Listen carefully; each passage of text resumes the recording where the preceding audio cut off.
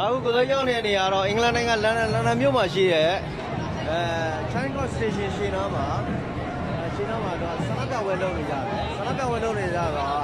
ဆန္ဒပြပွဲလို့ဆိုတာဒီနိုင်ငံစစ်ဖြစ်တာမဟုတ်ဘူးသူကမီဆိုးတာအပြရောင်နေနဲ့ဆန္ဒပြပွဲဆိုတာပြောရမယ်ဆိုလို့ရှိရင်ဒါဟိုအစ္စရေးကနေပြီးတော့ပါလက်စတိုင်းကမ်းမြော